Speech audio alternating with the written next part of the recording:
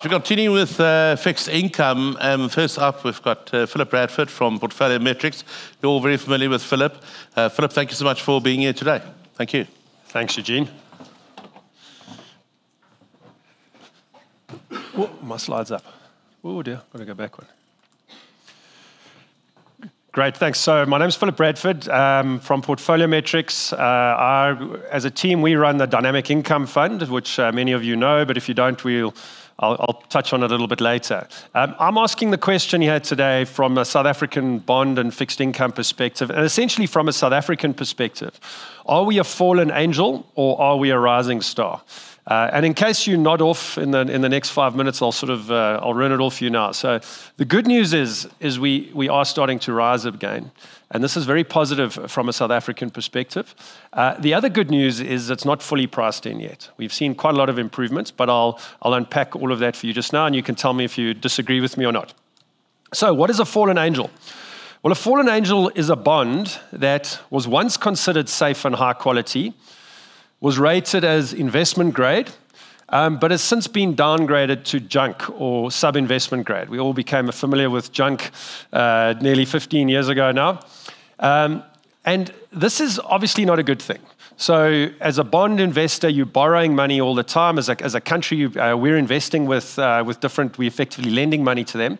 It can be basically the financial situation of the issuer. It could be a company, it could be a government, has worsened significantly. But this is only a bad thing as long as it's not reflected in the price. So what we start to find with some of the fallen angels type bonds is at some point, if they do start turning, they can start to be showing very good yields, as we've seen from South Africa over the last while. And there's been a number of fallen angels over time. We've got Brazil, we've got Indonesia, we've actually got Mexico and Turkey here. We're showing Mexico because they just managed to avoid a downgrade. What tends to happen is you tend to get rising debt, deficits, external imbalances in the economy.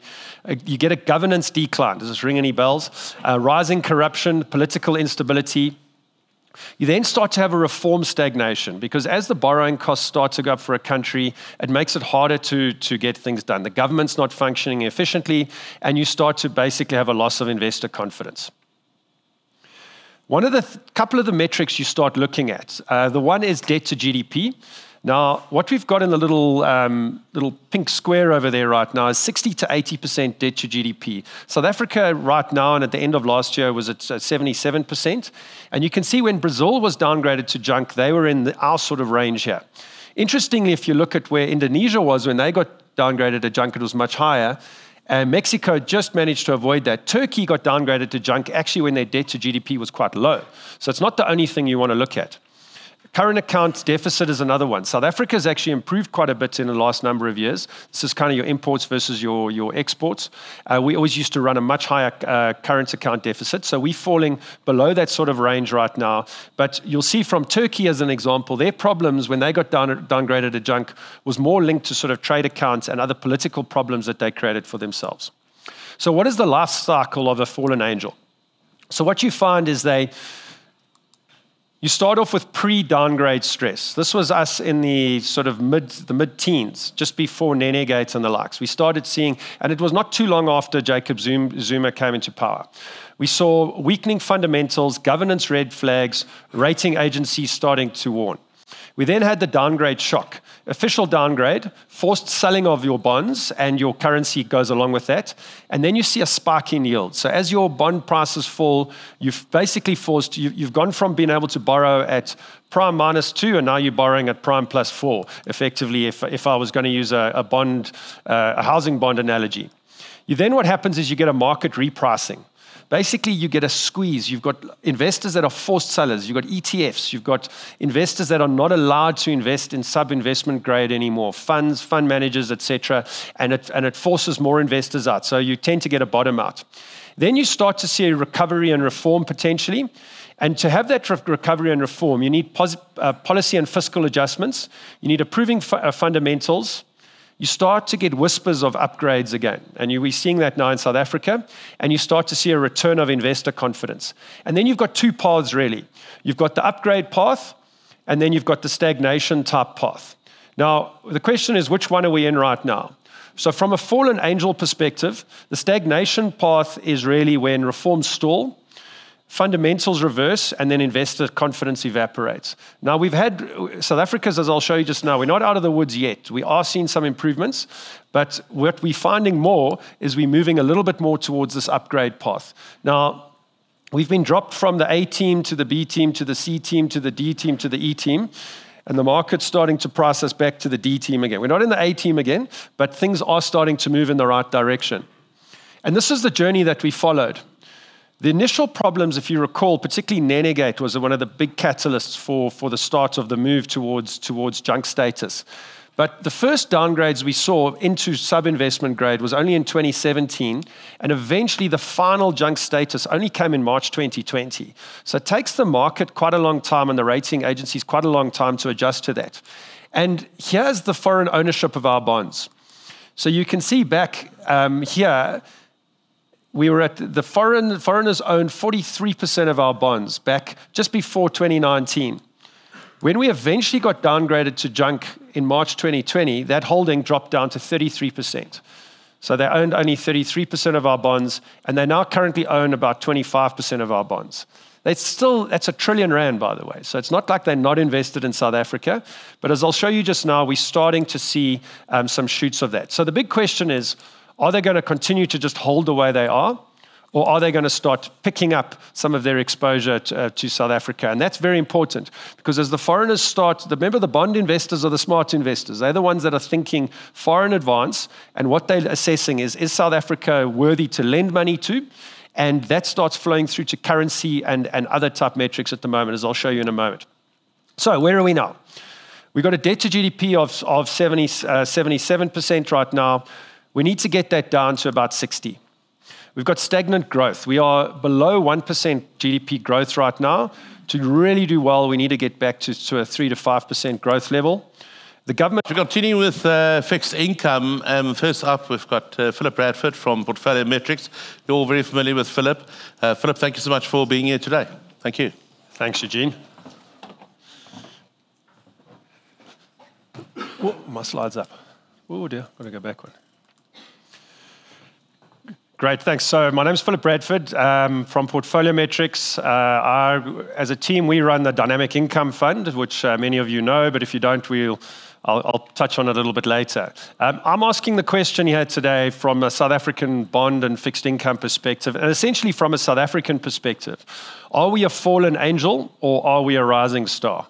And in case you nod off in the next 5 minutes, I'll run it all for you now. So the good news is we are starting to rise again, and this is very positive from a South African perspective. The other good news is it's not fully priced in yet. We've seen quite a lot of improvements, but I'll unpack all of that for you just now, and you can tell me if you disagree with me or not. So what is a fallen angel? Well, a fallen angel is a bond that was once considered safe and high quality, was rated as investment grade, but has since been downgraded to junk or sub-investment grade. We all became familiar with junk nearly 15 years ago now. And this is obviously not a good thing. So as a bond investor, you're borrowing money all the time. As a country, we're investing with different, we're effectively lending money to them. It can be basically the financial situation of the issuer. It could be a company, it could be a government has worsened significantly. But this is only a bad thing as long as it's not reflected in the price. So what we start to find with some of the fallen angels type bonds is at some point, if they do start turning, they can start to be showing very good yields, as we've seen from South Africa over the last while. And there's been a number of fallen angels over time. We've got Brazil, we've got Indonesia, we've actually got Mexico and Turkey here. We're showing Mexico because they just managed to avoid a downgrade. What tends to happen is you tend to get rising debt, deficits, external imbalances in the economy.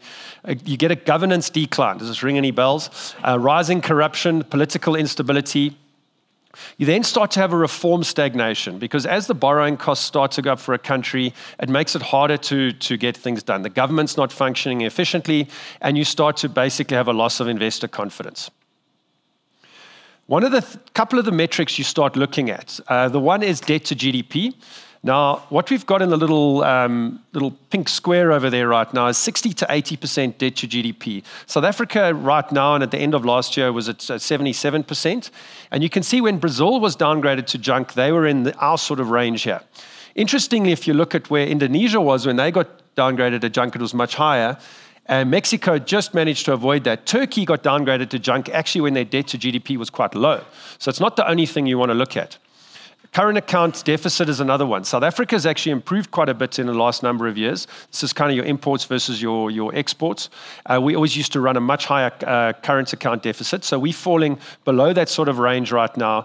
But you'll see from Turkey as an example, their problems when they got downgraded to junk was more linked to sort of trade accounts and other political problems that they created for themselves. So what is the life cycle of a fallen angel? So what you find is you start off with pre-downgrade stress. This was us in the sort of mid-teens, just before Nenegate and the likes. We started seeing, and it was not too long after Jacob Zuma came into power. We saw weakening fundamentals, governance red flags, rating agencies starting to warn. We then had the downgrade shock. Official downgrade, forced selling of your bonds, and your currency goes along with that. And then you see a spike in yield. So as your bond prices fall, you've basically you've gone from being able to borrow at prime -2, and now you're borrowing at prime +4, effectively, if I was going to use a housing bond analogy. Then what happens is you get a market repricing. Basically, you get a squeeze. You've got investors that are forced sellers. You've got ETFs. You've got investors that are not allowed to invest in sub-investment grade anymore, funds, fund managers, etc. And it forces more investors out. So you tend to... We continue with fixed income. First up, we've got Philip Bradford from Portfolio Metrics. You're all very familiar with Philip. Philip, thank you so much for being here today. Thank you. Thanks, Eugene. Oh, my slide's up. Oh dear, got to go back one. Great, thanks. So my name's Philip Bradford from Portfolio Metrics. As a team, we run the Dynamic Income Fund, which many of you know, but if you don't, I'll touch on it a little bit later. I'm asking the question here today from a South African bond and fixed income perspective, and essentially from a South African perspective. Are we a fallen angel or are we a rising star? And in case you nod off in the next 5 minutes, I'll run it all for you now. So the good news is we are starting to rise again, and this is very positive from a South African perspective. The other good news is it's not fully priced in yet. We've seen quite a lot of improvements, but I'll unpack all of that for you just now, and you can tell me if you disagree with me or not. So what is a fallen angel? Well, a fallen angel is a bond that was once considered safe and high quality, was rated as investment grade, but has since been downgraded to junk or sub-investment grade. We all became familiar with junk nearly 15 years ago now. And this is obviously not a good thing. So as a bond investor, you're borrowing money all the time. As a country, we're investing with different, we're effectively lending money to them. It can be basically the financial situation of the issuer. It could be a company, it could be a government, has worsened significantly. But this is only a bad thing as long as it's not reflected in the price. So what we start to find with some of the fallen angels type bonds is at some point, if they do start turning, they can start to be showing very good yields, as we've seen from South Africa over the last while. And there's been a number of fallen angels over time. We've got Brazil, we've got Indonesia, we've actually got Mexico and Turkey here. We're showing Mexico because they just managed to avoid a downgrade. What tends to happen is you tend to get rising debt, deficits, external imbalances in the economy. You get a governance decline. Does this ring any bells? Rising corruption, political instability. You then start to have a reform stagnation because as the borrowing costs start to go up for a country, it makes it harder to get things done. The government's not functioning efficiently, and you start to basically have a loss of investor confidence. One of the couple of the metrics you start looking at, the one is debt to GDP. Now, what we've got in the little pink square over there right now is 60 to 80% debt to GDP. South Africa right now and at the end of last year was at 77%. And you can see when Brazil was downgraded to junk, they were in our sort of range here. Interestingly, if you look at where Indonesia was when they got downgraded to junk, it was much higher. And Mexico just managed to avoid that. Turkey got downgraded to junk actually when their debt to GDP was quite low. So it's not the only thing you want to look at. Current account deficit is another one. South Africa has actually improved quite a bit in the last number of years. This is kind of your imports versus your exports. We always used to run a much higher current account deficit, so we're falling below that sort of range right now. But you'll see from Turkey as an example, their problems when they got downgraded to junk was more linked to sort of trade accounts and other political problems that they created for themselves. So what is the life cycle of a fallen angel? So what you find is you start off with pre-downgrade stress. This was us in the sort of mid-teens, just before Nenegate and the likes. We started seeing, and it was not too long after Jacob Zuma came into power. We saw weakening fundamentals, governance red flags, rating agencies starting to warn. We then had the downgrade shock. Official downgrade, forced selling of your bonds, and your currency goes along with that. And then you see a spike in yield. So as your bond prices fall, you've basically you've gone from being able to borrow at prime -2, and now you're borrowing at prime +4, effectively, if I was going to use a housing bond analogy. What happens is you get a market repricing. Basically, you get a squeeze. You've got investors that are forced sellers. You've got ETFs. You've got investors that are not allowed to invest in sub-investment grade anymore, funds, fund managers, etc. And it forces more investors out. So you tend to get a bottom out. Then you start to see a recovery and reform potentially. And to have that recovery and reform, you need policy and fiscal adjustments. You need improving fundamentals. You start to get whispers of upgrades again. And we're seeing that now in South Africa. And you start to see a return of investor confidence. And then you've got two paths, really. You've got the upgrade path, and then you've got the stagnation type path. Now, the question is, which one are we in right now? So from a fallen angel perspective, the stagnation path is really when reforms stall, fundamentals reverse, and then investor confidence evaporates. Now, we've had South Africa's, as I'll show you just now, we're not out of the woods yet. We are seeing some improvements, but what we're finding more is we're moving a little bit more towards this upgrade path. Now, we've been dropped from the A team to the B team to the C team to the D team to the E team, and the market's starting to price us back to the D team again. We're not in the A team again, but things are starting to move in the right direction. And this is the journey that we followed. The initial problems, if you recall, particularly Nenegate was one of the big catalysts for the start of the move towards junk status. But the first downgrades we saw into sub-investment grade was only in 2017, and eventually the final junk status only came in March 2020. So it takes the market quite a long time and the rating agencies quite a long time to adjust to that. And here's the foreign ownership of our bonds. So you can see back here, we were at the foreigners owned 43% of our bonds back just before 2019. When we eventually got downgraded to junk in March 2020, that holding dropped down to 33%. So they owned only 33% of our bonds, and they now currently own about 25% of our bonds. That's R1 trillion, by the way. So it's not like they're not invested in South Africa, but as I'll show you just now, we're starting to see some shoots of that. So the big question is, are they going to continue to just hold the way they are? Or are they going to start picking up some of their exposure to South Africa? And that's very important because as the foreigners start, remember the bond investors are the smart investors. They're the ones that are thinking far in advance. And what they're assessing is South Africa worthy to lend money to? And that starts flowing through to currency and other type metrics at the moment, as I'll show you in a moment. So where are we now? We've got a debt to GDP of 77% right now. We need to get that down to about 60. We've got stagnant growth. We are below 1% GDP growth right now. To really do well, we need to get back to a 3 to 5% growth level. The government, and I'm using GNU, which is such an important development that we've had over the last 18 months, but that needs to put a lid on governance, get the governance right, bring corruption down,